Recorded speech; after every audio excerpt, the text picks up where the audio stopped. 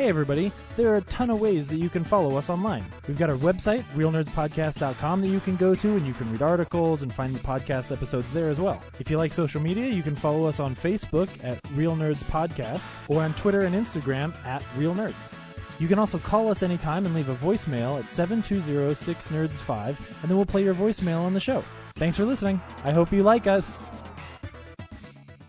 Camera, action! Well, a real nerd knows who shot, and a real nerd can follow the plot, and a real nerd Just can... talk film! I'm sorry. Take it outside. Well, a real nerd knows who shot, and a real nerd can follow the plot, and a real nerd will give it all they got. Lights, camera, action! Real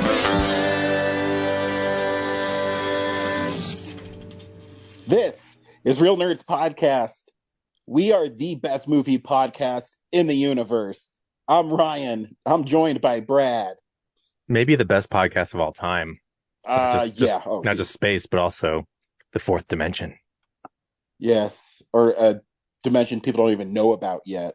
Exactly. We're like the quantum realm fucking best podcast. Totally. The deeper you go into the spiral, the greater the podcast gets because it's so condensed. Totally. And we're like Kang. We don't care about Kang the Conqueror. Nah, that dude's a punk. Total. Every week on Real Nerds Podcast, we see a new movie and we podcast our experience of the world. This week, we saw Avatar, The Way of Water. Stay tuned where we will tell you if we recommend the film or not, play the trailer, and then spoil the film. We'll also talk about the big movie news of the week and something we've been watching. That's basically what we've done for going on 12 years next year, Brad. Yeah, we've almost done a full year of the new format. So I know. How are you feeling about the new format? Do we need to change it again, or? No, I think we're good. Like, I think it's the optimum version of the show. Like, we've weeded out all the extraneous stuff. Yeah, I've had people tell me that they like the new one, and that we put the movie of the week at the beginning. Yeah, so they can just check out after 15 minutes, and their day's done. They can move on to other podcasts, inferior podcasts, of course, but I mean, it's inferior, but but it's also easier for us to record because it's not almost 3 hours long each time. So I'm having fun, and I'd only change it if one of you said we should change it. Just kidding. I don't care what you guys think. I'm gonna say it's always comes down to you. But I think also it forces us to pay more attention to the movie of the week and give a better review, because that's our focus and not so much another 2 hours of other things. So really the new format's giving our listeners even better reviews of movies now. So there's that. I agree. It's like, we know what we're doing sometimes. Yeah. We're going to put all our energy into the first half of the show. So you get the best return in your ears. Yeah. Something like that. The return in your ears. I don't think I've ever heard that said before. I'm trying to mix like marketing lingo with our dopey podcast performance, I guess. I don't know. Yeah, let's do the return in your ears is our next what do you call it? Slogan. Just spray that return all over your ears. Yuck. Just load that audio into the wires and then release it into your canal. Yummy. Any plans for Christmas, Brad? Probably I don't know. I'm just gonna try to get caught up on a bunch of side projects, I guess, that are sitting around. If we're able to see Babylon together, I have a Christmas present for you. Oh, sick. Yeah, I saw this and I thought of you, and I mean, I was like, fine, I guess he's worth that much money. I don't know. It's not another dildo, is it? No, it's a flesh rocket. What are those called? It's like a fleshlight. There it is. Oh, okay, cool. Anywho, this week on Real Nerds Podcast, we waited 13 years to see a sequel to Avatar. I don't know if I waited that long, but yeah. Do you recommend Avatar: Way of the Water? I mean, if you just want to sit in a seat and watch pretty things for like 3.5 hours, sure. If there's a Planet Earth Discovery's Planet Earth hole in your life that you've been missing, sure, go watch Avatar: Way of the Water. Otherwise, the story's okay. It's a revenge movie, and it did that. So, yeah, I'll spoil it after the trailer. Yeah, I'm not enamored with it. I'm not the biggest fan of the first one. And in fact, I only own the Blu-ray because my father bought it and he was downsizing. He just gave it to me. So I don't know when my dad gave it to me. I want to say 5 or 6 years ago. It's still sitting on the shelf and I have not watched it since. So I was excited that Alamo had a recap because I couldn't remember anything from the first movie. As someone who never saw it to begin with, that was helpful. And then it also explained the big question I was asking about how, this dude is in an avatar like 24/7. So yeah. I mean, looks nice. Yeah, but I just like, you're right. The story is meh. But if you want to look at something that looks really nice, then go see it. Here's the trailer for Avatar: Way of the Water.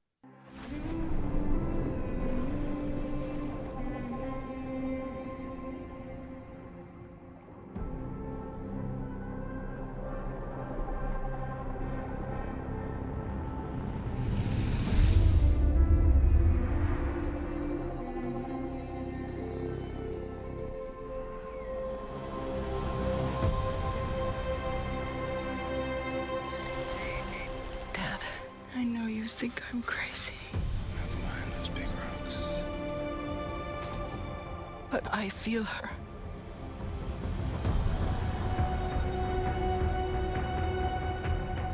I hear her heartbeat. She's so close.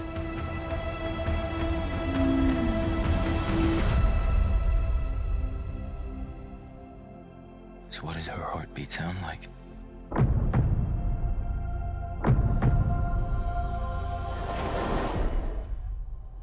Mighty.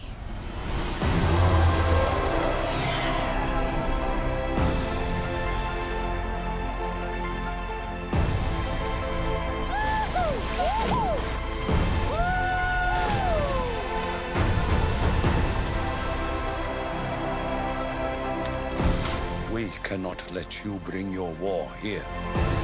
Outcast. That's all they see. I see you.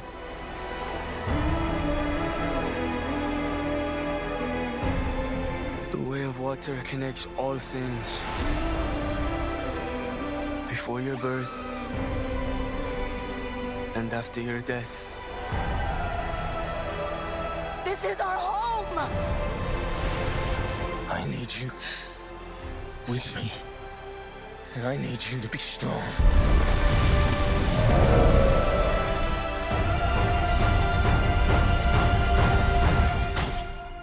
Strongheart.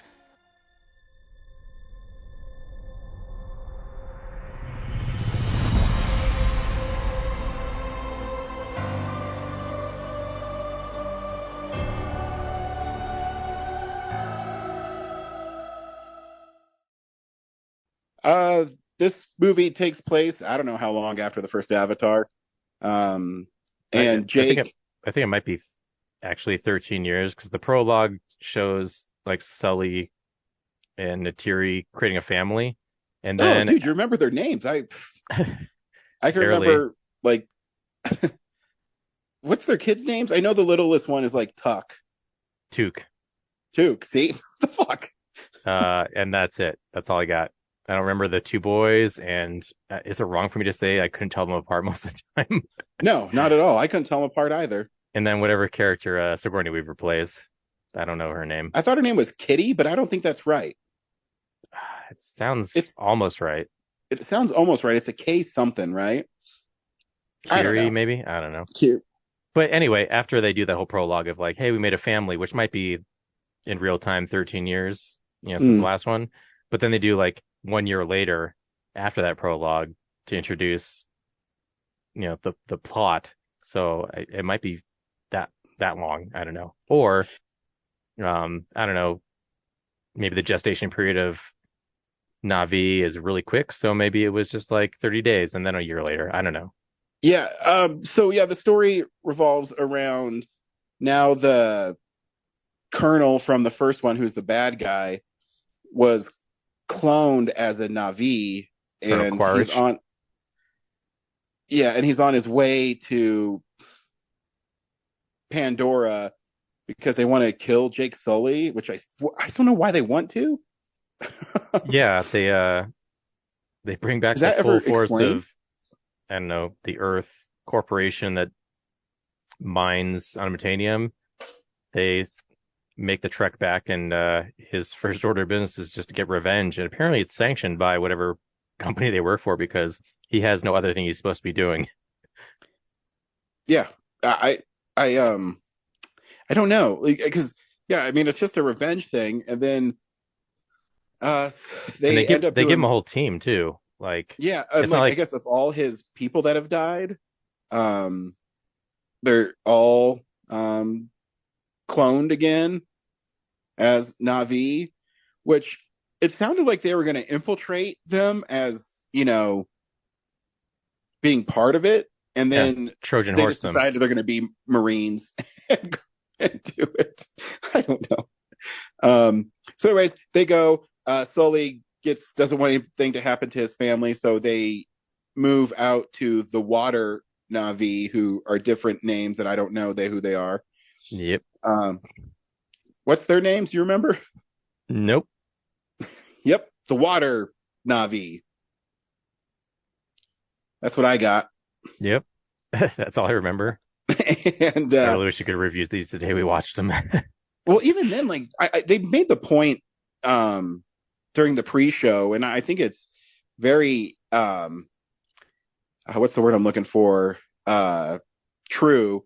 This is Avatar is the highest grossing film of all time, but you'd be hard pressed to find somebody who knows all the characters or thinks the movie is that memorable. You know what I mean? Oh yeah. I mean, it looks cool. There's a whole middle part of this movie where they're really just going through the water thing, and there's whales that are kind of like sharks, and I don't know. And then they get drawn out, and then there's a big fight on a whaling ship because evidently this is the first one is burning of rainforest. This one is whaling because no one cares about unobtainium anymore. Now they're trying to get blubber or something from the whale that stops people from aging. Whale brain juice that apparently makes you immortal somehow, which again, we've already like the whole concept of Avatar in this movie is you can transfer your consciousness into another body.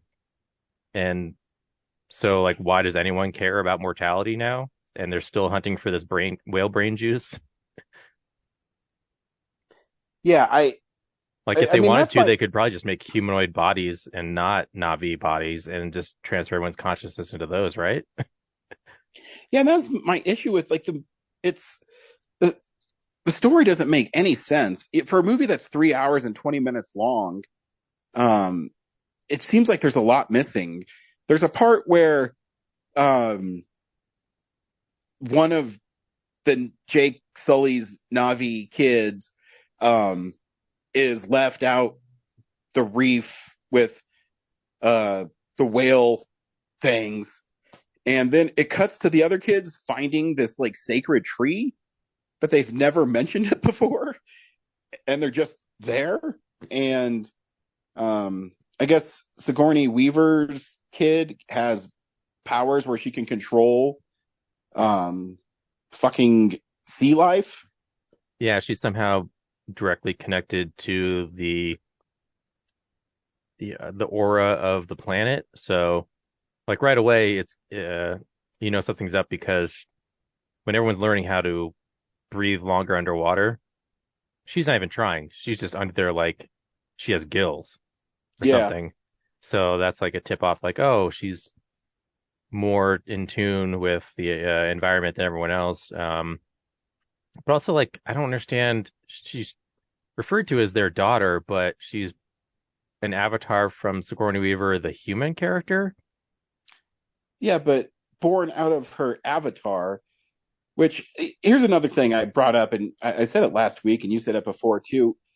So if an avatar, Jake Sully, F's a Na'vi, even though he's an avatar, it still impregnates them, and it impregnates him with his like human DNA and half Na'vi. I don't know what the fuck is going on. Yeah, I don't get the I don't science know. of that. Like, if the goal of the avatars that were created was just to like infiltrate society, like why did they build that into it? Yeah, Yeah, I seems like a little I don't extra. know. Like when they were doing the whole science part, and they did the presentation, they're like, well, it's going to take an extra 3 months to add, uh, sperm to this guy. And they're like, do we really need that though? And like, no, yes, we do. So let's spend the extra 3 to 6 months developing that and implementing it. Yeah. Yeah, I Dedicate don't know. resources to this. Like the dialogue is so stupid. I mean, the bad guy literally says, "We're not in Kansas anymore." Again. Again. Did that in the first movie, apparently. There's also, you and I both let out a when the whale said it's too painful to say. he asked him why he's an outcast. It has like a tear in its eye. I'm like, wait, what the fuck? Yeah, the whole talking to whales scene was very. I kept thinking of like Baxter and Anchorman, like Yeah, totally. Fergie talking to his dog, and yeah, the son's just relating everything that the whale's saying, and it's a nice moment, but also, yeah, it's a little funny. Yeah, it's too painful to talk about. Like, wait, what? He could communicate that with blinking, and not only that, but the Na'vi understand the SOS blinking or Morse code blinking. I don't know what the fuck is going on. Yeah. Yeah. And there's something else. I forget what it is. No, keep going. I'll think of it. Oh yeah, no, I mean, and we don't really know what happened to all the whaling guys. Like one guy got his arm chopped off. Oh yeah, Jermaine Clement shows up as like the good scientist who's just like tolerating the whaling, and then he makes fun of the actual whaler who does. It's pretty cool when his arm gets ripped off. Yeah, and tossed on the that boat. guy, but then we never see those whalers, and then we had like all the ocean Na'vi fighting, and then once the whaling ship capsizes, it's just Quaritch and the Sully family. And you're like, why did everyone go home and just leave them there? Yeah. And where are all the whalers and all the military people? Did they just turn around and go? Like, what happened? Yeah. I don't know what's going on. Yeah. And there's a lot of like, the trite, conventional, we're family stuff, it's like Sully's together, like stuff you've heard in other movies. Yeah. And, the one son dies and I don't even care. Okay. Yeah, it's sad, but yeah, I wasn't like, oh no, we lost such an important character. Yeah, we lost, what's his name? Like, imagine them, like, killing Sully, and then that family has to go on without him. Like that probably would be more impactful. I always... Because they don't even focus on that son for most of the movie. It's the screw-up son that gets the screen time, so... And it's... you got to take risks, I always go back to Spider-Man No Way Home, where they killed Aunt May, which I thought was a huge, shock. And even my only really critique of the Batman is when they had a chance to kill Alfred and they kind of pussed out on it. Yeah, that would have been pretty daring. Yeah. But and in this one, yeah, you're right. It's the brother who's the least interesting because he's quote unquote the good soldier. You know what I mean? Yeah. Which, so from a writing standpoint, feels like it's the easiest to get rid of. Exactly. So yeah, but yeah, on the good side, it's really pretty. It's pretty photorealistic. We saw it in 3D. We didn't mention that. We saw a 3D version, and it's nothing new 3D wise. It looks cool, but I was a little disappointed because I kept hearing, in these past 13 years that Cameron was working on a glasses-less 3D for this movie, and it clearly didn't happen. So yeah, and again, I feel the same way about the first Avatar. Is nothing on it really moved me. Like it looks cool, but I was also Cameron also said that his motion capture was light years better than Thanos, and I totally disagree. There's the scene where the son dies and Zoe Saldana's character is emoting, and it's like nothing. I don't remember her eyes blinking, and it just looks fake to me. So I don't know. Did you notice a huge difference in what the Avengers did in Avatar? No. It's obviously different environments. As far as CGI characters go, I feel like they're mostly on the same level, but also, Avengers pretty much has like Robert Downey Jr. is in a CGI suit, so like that's pretty convincing. And you got Thanos. But to this movie's credit, I'd say like 80% of the characters in it are CGI. So yeah, there's almost no actual.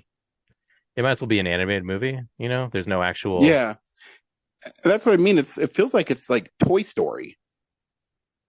Yeah, like a really detailed Toy Story. And we totally didn't even talk about Spider yet. Oh yeah, the worst character ever. Which, again, I didn't watch the first one, but everyone seems surprised that he had a son. Cars had a son that was left behind. Yep. I don't know who gave birth to him. Yeah, I have no idea. I don't know where his mom's at. And every time, quote unquote, a bad guy would say something to him, he'd always say, I guess because he's feral. I don't know. And then he saves his like dad. Like after I don't. Yeah, how's he gonna explain that in the next movie? Yeah, like the guy who practically killed everybody. Like I let him go. Like he'd even drag him back to the family so he could be in prison. He's just like, cool, take off, man. Yeah. Don't show your face around here anymore. Like, just an absolutely dumb move. Yeah. Oh, well, it's okay. I have friends, though. My friend Danielle, who works with me, texted me, and she said, you saw Avatar. I really want to see it because I love the first one. I guess we're in the minority. I don't know. Yeah, I guess. I don't, yeah. I got texts of like, you actually sat through a 3.5 hour movie. And then I just thought of all the movies that person sat through that were that long. And I was like, why does that matter? Yeah, I will say that it drags. Where a movie, I keep on bringing up Endgame because it's my closest comparison for like scale. Endgame moves really fast. This one just seemed to drag, and a lot of look how pretty things are. Yeah, that whole when they're learning to ride, which I guess they learned to ride those like air creatures, so they just recycled that whole plot into this one, except they're underwater now. But yeah, there's like a whole stretch where it's just no one's saying anything about the plot. They're just underwater looking at stuff. Yep. So I guess a bunch of CGIers had, a fun time for 13 years, just making all these really cool underwater things. Yeah. Yep. to its credit, that's the most amazing part for me is like every frame is a painting. Like I'd say a lot of the movie looks really, really good. Yeah, for sure. But yeah, story wise, it's like, oh, okay. I Yep. get what's going on. Yep. Each, I'm not entirely sure what the next one would be if they do it, other than just more revenge, I guess. It'll be Revenge of the Na'vi. Find something new to mine. Yeah. Or Well, yeah, we're talking about it, so it has to be something in the air, right? yeah, because we've done water and land. So So yeah, they're gonna Avatar, fight Air Wars. yeah, and they'll have like ships that ride the winds. All the Something. like these Navi will be born with wings, so they're always flying around. So they don't need the flying dragon things. Yeah, they can fly on their own. Yeah, and if you connect with them through that like ponytail thing, you can grow your own wings. Yep. And then they'll start and they'll try to use the wings and then they'll fall and get hurt. It'll be so funny. And there'll be like a big bird that is like an outcast, and the daughter will connect to it on a personal level that the other ones don't trust. And yeah, dude, we've already written it. and some of the sky Navi will be, resistant to, they'll be bullying them as they try to integrate. Yeah. Yeah, what was also with like all the slang? Like, how did the Navi learn like "come at me, bro" like type stuff? Oh yeah, we probably bring up. And why does Spider always say that? Come on, dude, let's go, bro. That's just how James Cameron thinks people talk, I guess. I guess so. In a completely foreign environment. Yep.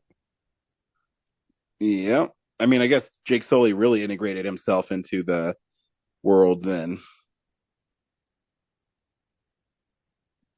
Yeah, he taught everyone English really quickly in all of his slang. Yep. Most important thing is the slang. I'm just trying to figure out like where like what situation he was in that he called someone a bitch, and then his kids saw it and then learned from him.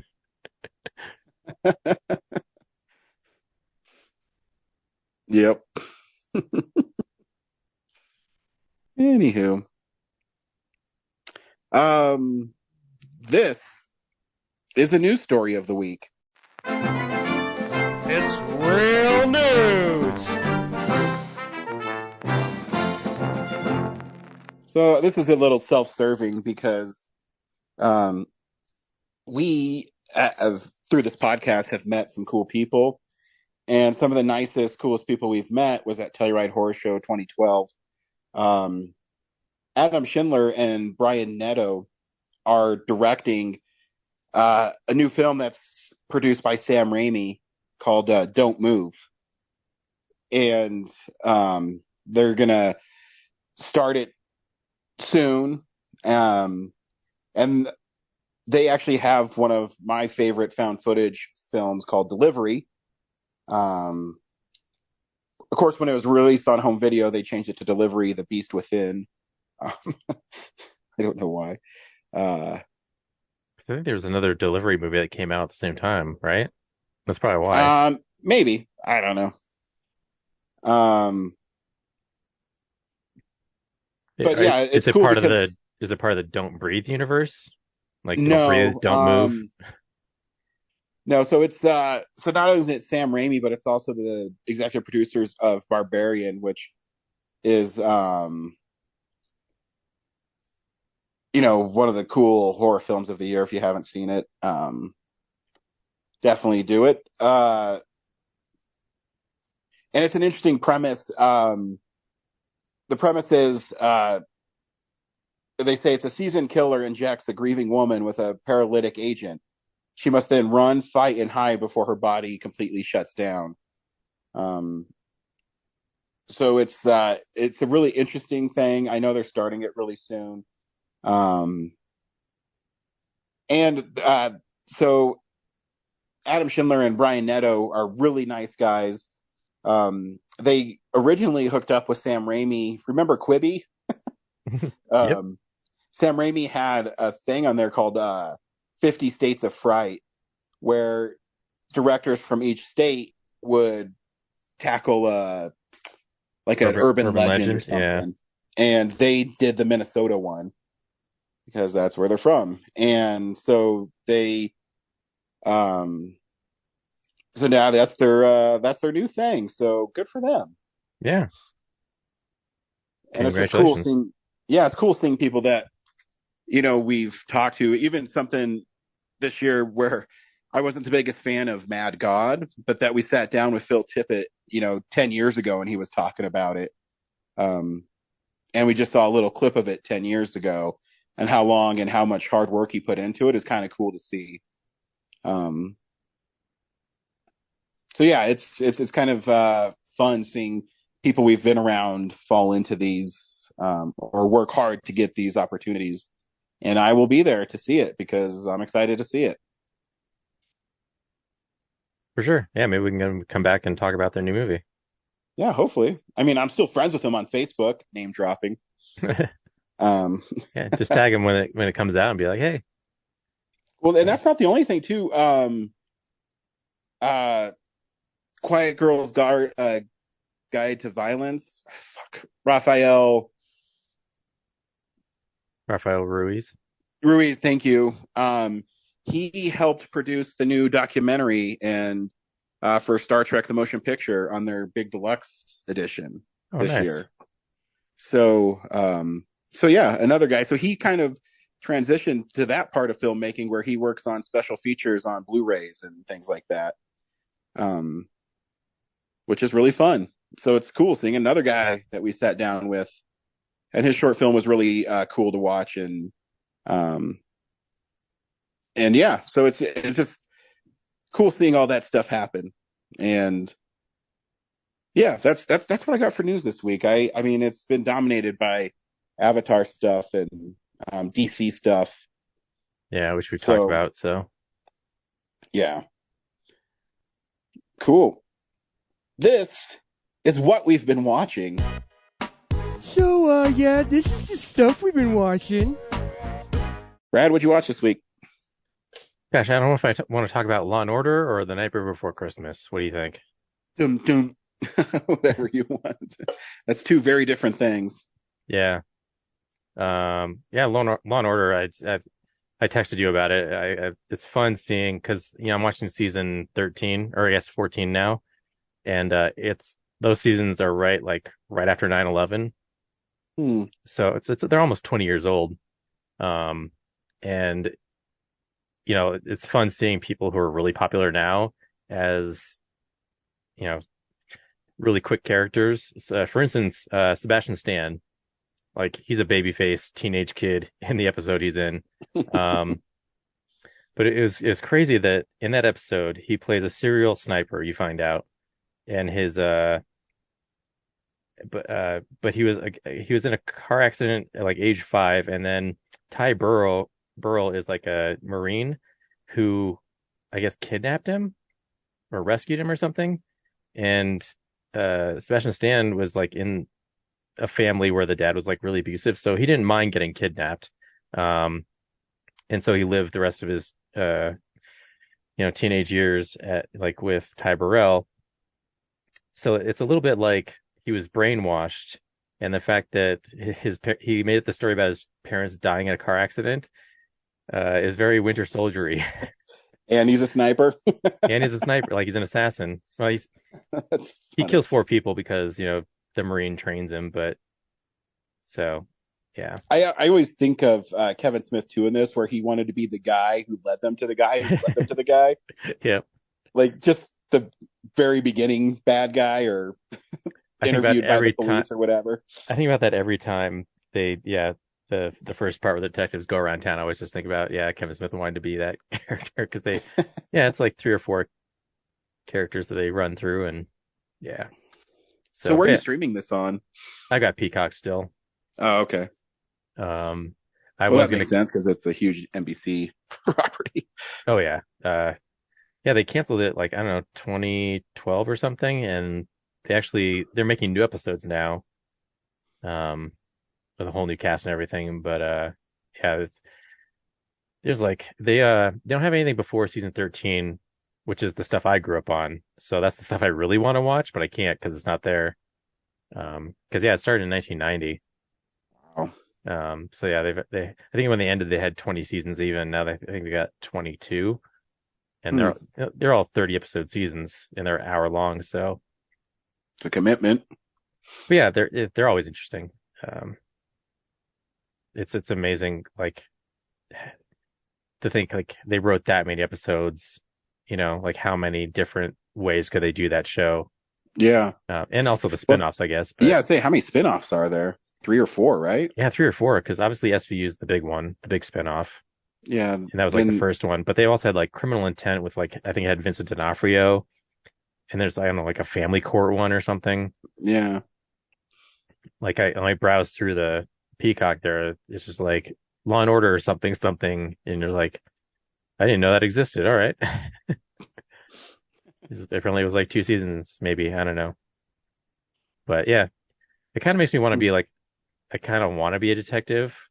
like in real life, I want to go get, I don't know, I probably you have to be a cop for like what, 2 or 3 years first, and then you get to be a detective. Yeah. I mean, you just have to show that you're good at investigating and putting things together. Yeah, that's the part that I'm interested in. I want to solve mysteries. Well, it's not really a detective thing, and it's for civilians, but I think our county is looking for evidence people.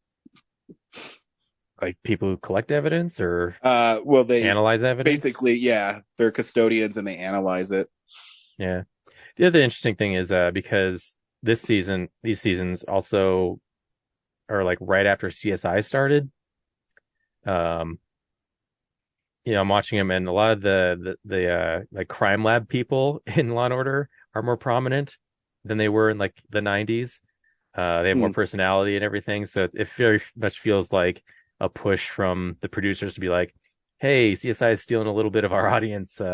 Let's make the forensics guy a little like more interesting and quippy." And now we have an internet search person because it's 2003, 2004, and we can solve a lot of parts of our plot with them just like back tracing through emails. So like there's a new character for that. And yeah, they also make that kind of stuff way more cool than it really is. It takes a lot of time, and it's way more slow than the TV shows have you believe. Oh yeah, for sure. I'm just like the analyst they have for the internet thing is like so cocky and everything, and me who knows a little more about the internet than I'd say most people are just like, there's no way that she had that easy of a time finding that.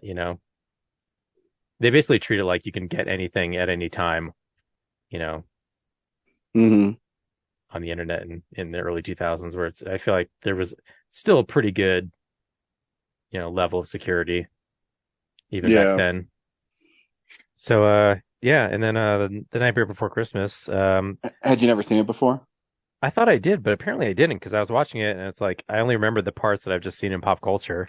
I didn't know where the story is going. So I was like, oh shoot, I don't think I've seen this. But yeah, I watched it, the Esquire late night, and man, is it short? It's like an hour and 20 minutes. Yeah. I got out of there like at 11:30. It's crazy. I'm used to leaving at like 1 a.m.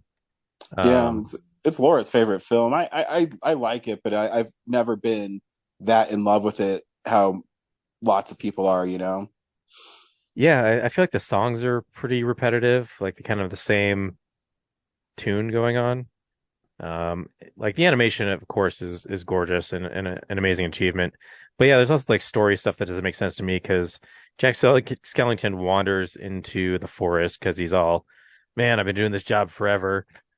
This is boring. And then he finds this circle of trees that have portals to all the different holidays, right? Mm-hmm. And he picks the Christmas one, stumbles through it, gets enamored with Christmas, like, oh, look how cool. And then he comes back and tells everyone about it. And even though everyone reacts like, ooh, that's cool, we do want to do that, he's not convinced. So he's like, I have to try even harder to make them believe that this is a cool thing. And I'm just like, dude, they want to do it. Stop trying so hard. Giving them to do Christmas on Halloween. And I don't know how time works, but they have like a town, like the center of town has a countdown to like this many days till Halloween, but they cover up and say Christmas. And I'm like, is that like, are they going to celebrate Christmas on December 25th, or is this like 365 days later on their next Halloween? I don't get that. And also he tells like Oogie Boogie's henchmen, like, hey, don't tell Oogie Boogie, even though like you're close friends with him. But go kidnap Santa Claus. I'm just like, why would you ask them to do that if you don't want, like, it's gonna get out, man. Like, that was a dumb move. And then, like, why even kidnap Santa Claus at all? Like, why can't, like, he talks about bringing Christmas to Halloween Land or whatever, but then he goes to Human Land and disrupts their Christmas and pretends to be Santa. And it's like, why did he have to, like, involve the town with that? Like, he could have just done that on his own and gone and, like, I guess they made the toys for everybody, but, like, why didn't he just celebrate Christmas and not go to Human Land? And also, is Halloween Town, like, does that have humans that go trick or treating? Because Christmas Town has humans that get presents, and like the elves and Santa are like Halloween Town characters in their world. Yeah, I don't know. And then Jack Skellington gets shot out of the sky by the military and lands in a cemetery, and then he finally like understands the errors of his ways. And then to get back to Halloween Town, he just opens a gravestone or tomb, and then like goes back through that door. I'm like, so he just already knows where the portals are, but he was surprised that there was like these tree portals. I don't know. Yeah, I think the story is whatever, but yeah, the animation and the character design is really cool. Yeah. Yeah, and then there's Sally. Apparently she's poisoning the guy who created her, and I'm not sure why that guy's such a bad guy other than he's like cranky all the time. Like she has free, like she's able to get out and like roam the town square on her time off. All he wants her to do is like make dinner once in a while. Like, thanks for, yeah, no big deal. I just gave you life. And then he spends his time making a better servant. Like, you know, eternal servitude is not great, but doesn't sound like he's like really oppressing her, you know? So you heard it here first. Brad is down with slavery. Women do belong in the kitchen. Oh, snap. Yeah, so I was like, she seems like she has a pretty decent amount of freedom, but apparently, yeah, she's willing to poison this guy over and over again to get out of the house she's allowed to leave. I don't know. Yeah. And then like Jack for whatever reason, I don't know. Yep. What'd you watch? Yep. Actually, I haven't watched too much this week. But I was excited because when you and I hung out on Sunday, we went to Twist and Shout, and I got the Superman animated series on Blu-ray, and I haven't seen them in a long time. And that show is really good. I forgot how good it was. I mean, the first 3 episodes are just Superman's origin.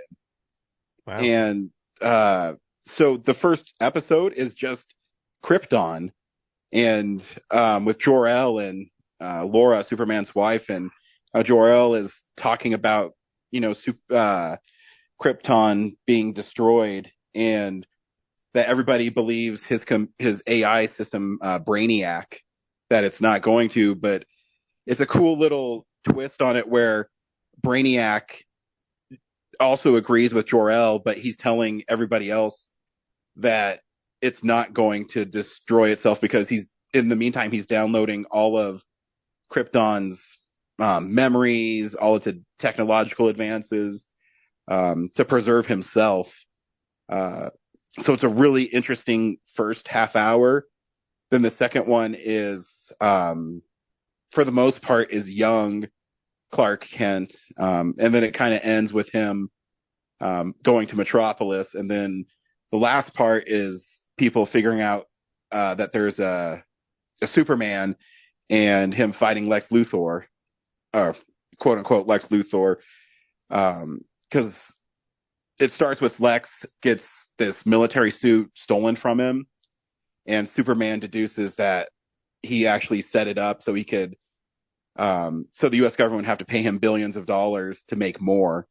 So it's a really cool, like, smart plot to make Luthor a villain and how conniving he is. So it's just really cool seeing it. And then, of course, the animation style and the character designs are really cool. And it's cool to see that contrasted with Batman, where it's Art Deco, and in Superman, it's more futuristic, because Metropolis is, city of the future. So it's just a really cool show. I watched the first 6 episodes, and it's just really well done. The voice cast is so good. I mean, they literally struck gold again with Superman like they did with Batman. And I'm really excited to see where it goes. I know there's a 3-parter coming up called The World's Finest, that Batman the Animated Series characters cross over Harley Quinn and the Joker and stuff too.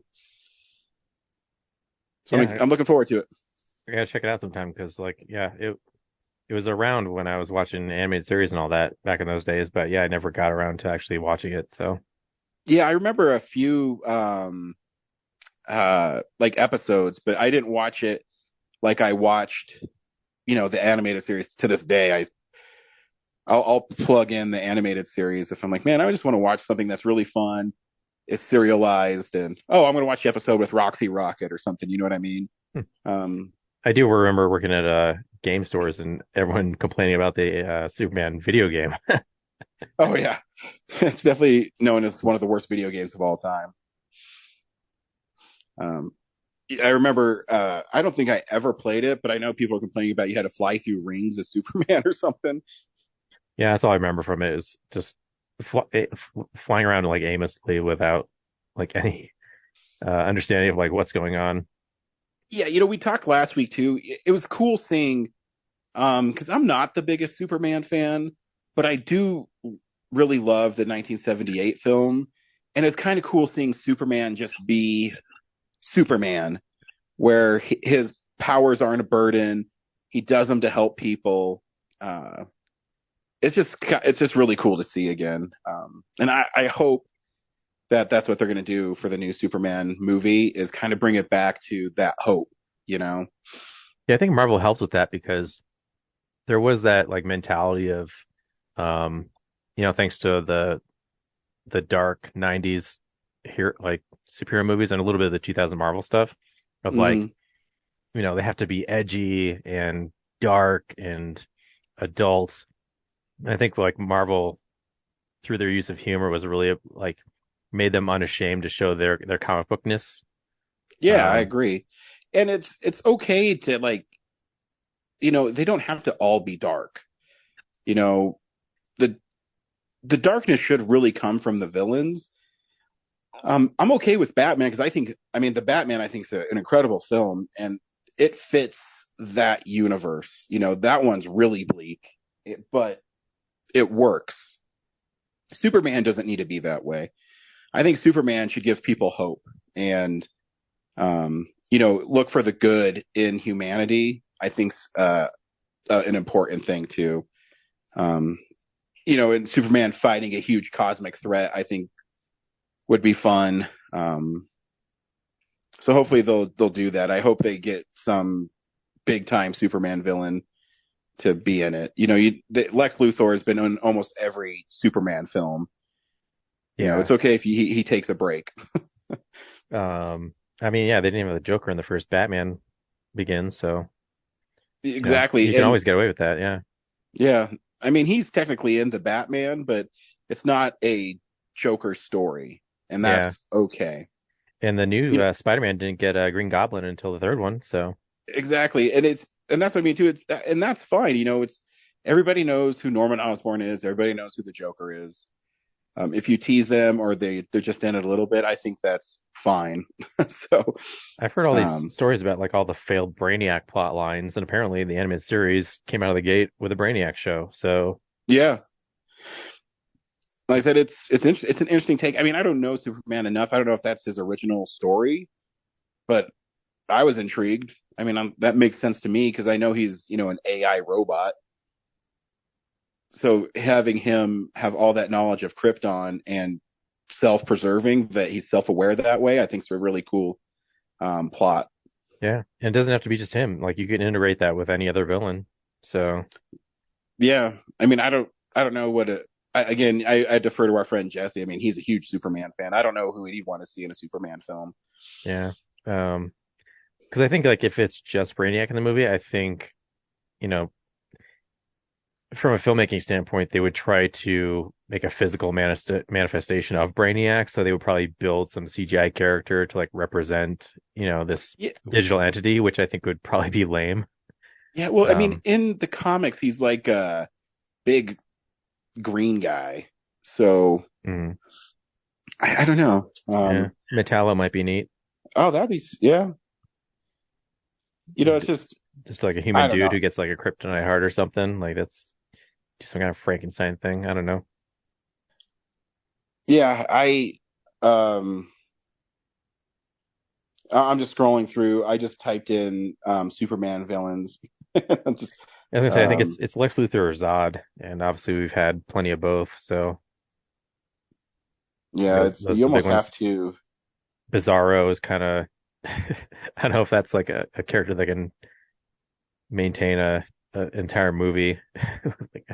Well, yeah, the way he talks. I mean, you kind of have to have him not be like fighting Yoda for an hour and a half. Yeah, you'd have to almost have, if you're going to have Bizarro, he couldn't talk the way Bizarro does. He'd almost have to be like a normal person, but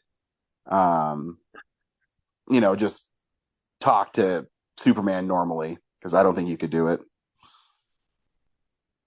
Oh, I'm just reading on Games Radar. They have Mr. Mixoplex as number 7. Zod is number 6. Doomsday, which they've done.